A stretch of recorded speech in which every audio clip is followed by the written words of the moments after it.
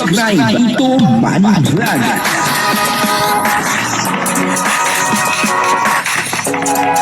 Payagan po si Tito Manny Vlog na mag-reactor para pambiling gamot sa kanya pong karamdaman.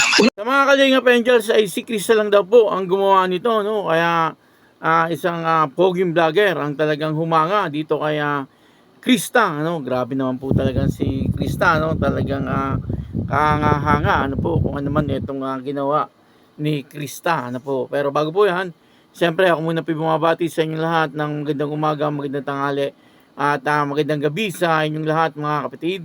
Saan man kayo ng panig ng mundo naroon ngayon ay mag-iingat kayo palagi at pagpalain kayo ng ating Panginoon. Maraming salamat din po sa patuloy na tumatangkilik sa aking YouTube channel at nanonood sa aking video reaction. Patuloy lang po natin suportahan sila Kuya Bal Santos Matubang, Kalingap Rob at Ed na Vlog, Jack Tapia at yung mga kasamahan ko pong reactor sa Kalingap. Ganyan din po yung mga charity vlogger na Kalingap partner. Ito po yung video, no, na kung saan dito nga po ay talagang kahanga-hanga itong ginawa ni Krista, no, at isang poging-poging charity vlogger ang talagang humanga po kay Krista at wala pa daw pong nakakagawa nito sa Kalingap Angels kundi si Krista lamang. Ano po Papanoorin po natin yung video at syempre bibigyan po natin yan ng konting reaksyon.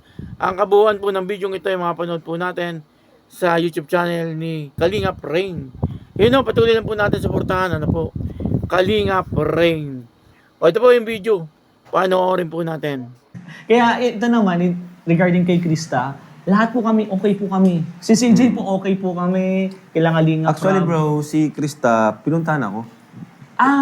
Kaya natuwa ako dito kay Krista kasi siya ang kauna-unahang Kalingap beneficiaries Angel na talagang pag may, yung nagkaroon ng problema tapos pinuntahan talaga ako personal. Nag-sorry siya. Kaya napaka-matured ni Krista. Kaya okay kami ni Krista. And sinabi niya rin na yung papa niya is nagsusorry rin. Kaya wala na, okay na kami. Wala nang problema sa amin. Oh, yun na agad, dun pa lang sa isang issue na yun, okay Tapos na. Tapos na agad eh. Yung iba kasi may masabi lang. Kaya- Talagang may content lang. Ginagawa na lang naman talaga nila para may content sila. Yung tipong, yung beneficiary, si Krista, yung papa ni Krista, okay na kayo. Tapos sila, hindi pa rin sila okay.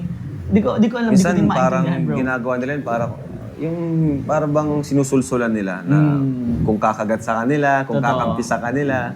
Pero hindi naman sa kanila kumakampi. Ano lang Totoo. talaga sila, kumbaga nasa labas lang sila. Kung tayo lahat nasa loob, sila nasa labas. Kahit wala silang alam, ano sila ng parang bitaw ng mga salita na totoo. wala namang katotohanan. Parang marites lang ba na nasa labas ng bahay na ay baka ganyan yan, ganyan. Kahit wala namang katotohanan yung sinasabi. Ang sa tingin ko, bro, yung sa mga ginagawa nila, bro, alam mo kung sino nasasaktan? Si Krista. Totoo. Actually, si Krista yung pinaka na-stress talaga. Kahit wala naman ginagawa yung bata na Actually, mali. nabilib nga ako kay Krista kasi siya Bro, po yung talaga 16. nagsalita. 16 years old lang Saka si Krista. siya yung matapang na nagsalita about dyan. Diba? Kumbaga, Nag-confirm. sinalo niya yung mga bashing. Oh, and dun talaga niya nilinaw. Kahit alam niyang may mawawala sa kanyang supporters, niya talaga yung niya sa Kalingap. Ito naman, bro, sa tingin mo, si Krista ba is mawawakwak? Si Krista ba mawawakwak? Oo. Sa Based on totoo your lang, ano bro, lang, sa mga nangyayari sa Kalingap, mahirap na talaga magsalita di ba? Siyempre, di mo naman din masisi sa mga naranasan ko, di ba? Totoo. Mahirap na mag-100% tiwala o magsabi na parang hindi talaga or talagang yun na yung mangyayari. Mahirap magtiwala, mahirap magsalita. Pero sa ngayon, di ko naman din 100% sure na mawawakwak si Krista. Pero naniniwala ako na hindi siya mawawakwak. Ako may tiwala din ako kay Krista. Pero hindi ko sinasabing hindi talaga. Oo. Kasi depende na sa maintindihan mo naman bro sa mga nangyayari Totoo, para totoo, sa akin. bro. Ganun din yung tingin ko sa mga Totoo, sa mga bro. before na nawakwak na talagang itinuring kong kapatid, itinuring Yan. kong natin, part ng pamilya natin, Yan. ng mga pagkakaibigan natin. Pero anong nangyari, di ba? Pero ako, naniniwala kay Krista na mature si Krista eh. Sabi ko nga, siya lang yung unang Kalingap Angel na lumapit at nakipag-usap sa akin after ng mga issue. Issue. Di ba? And, gawain ng yun, ng lalo pa nga yung mga matatanda eh. oo, kaya nga. Yun din po yung kakaiba kay Krista. Kasi solid talaga siya sa Kalingap kasi pinuntan pa si Kalingap. Saka Vlog, sa akin bro, choice naman nila yan eh. Ako naman, ano man yung, kung ayaw nila magpa-vlog, walang problema sa akin. Kung ayaw nila sa Kalingap, gusto nila umalis, wala din problema. Choice pa rin nila, hindi po namin sila hinigpitan.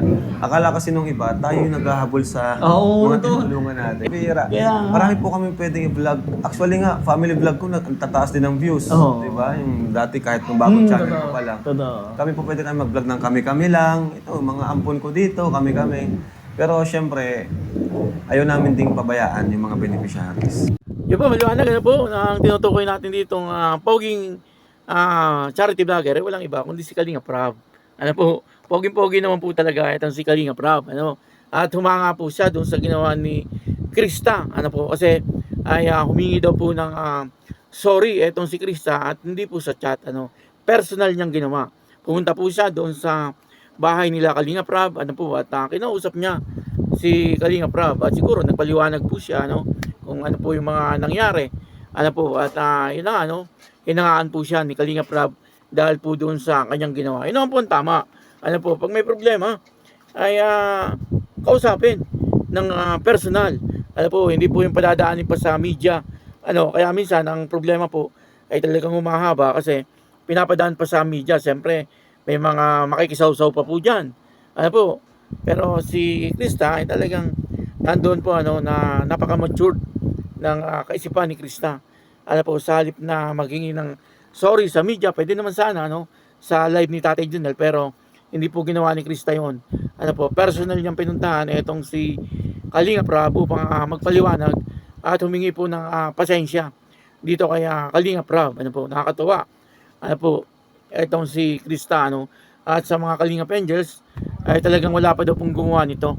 Ano po, kaya at isa pa po, ano, si Krista po ay talagang loyal sa Kalinga. At nagtanong nga po itong si Kalinga Brain, ano, kung si Krista daw ay pwedeng mawakwak. Ano po, sabi po ni Kalinga Prab, sa ngayon daw po ay talagang sa tingin niya hindi naman po gagawin ni Krista na magpawakwak. Ano, kaya lang hindi daw po siya nagsasalita ng tapos kasi nga po dahil nga po doon sa mga nangyari sa nakalipas, ano po, na yung isa po sa nawakwak ay kitang-kita naman po natin na itinuring po talagang kapatid ni Kalinga Prab, ano po, itinuring na kapamilya, pero bandang huli ay kalaban na ng Kalingap. Ano po, naging anti-Kalingap na. Ano, siguro alam na po natin kung sino po yung tinutukoy ko dito. Ano po, pero si Krista, sa nakikita ko po, ano, ay hindi naman po mangyayari siguro yon. Ano, kasi si Krista ay napaka lawak po ng kanyang pangunawa. Ano po, bagamat siya ay bata pa, pero pagdating po sa pag-iisip ay talagang napaka-mature na po niya.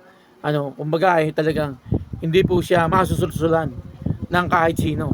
At marunong po talaga siya tumanaw ng utang na loob, ano, doon sa mga taong tumulong po talaga sa kanya. Dito po nakita po natin, ano, talagang si Krista ay loyal sa Kalingap.